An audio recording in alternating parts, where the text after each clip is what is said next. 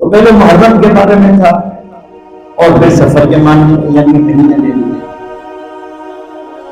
جو مشرکین جو اسلام سے پہلے اس مہینے کو منحوس کہتے تھے، اس کی میں نے آپ کو ایک وجہ بھی بتا دی کہ اشہر الحرم 4 جو مہینے فضیلتوں والے تھے جس میں جنگ و قتال نہیں ہوتا تھا، ذوالقعدہ، ذوالحج، محرم، اس کے بعد ایک رجب ہے وہ آگے ہے.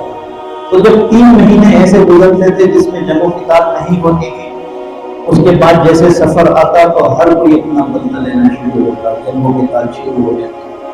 تو پھر موتیں، لاشیں مردوں کی گرا کرتی، تو عورتیں نوحہ کرتی تھیں سفر کے آنے پر کہ اب یہ دن آ گئے ہیں، جنگ و قتال، لڑائیاں، فساد، جھگڑے شروع ہوں گے، تو یہ مہینہ منحوس ہے.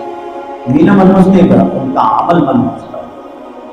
ٹھیک ہے نا، جو ذاتیات پہ لڑائی، قومیت پہ لڑائی، بات بات پہ لڑائی، اس کے جانور میرے زمین پہ چڑھنے کے لیے آ گئے، اس پر قتل، جانور کو مار دیا، جانور کے مالک کو اس کو دوسرے کو قتل کر دیا جیسے جانور کو قتل کیا، اس نے آگے اس کے بیٹے کو قتل کر دیا، اس نے اس کے قبیلے کو قتل کر دیا. بس یہ جنگوں کے سالوں سال چلتی رہی.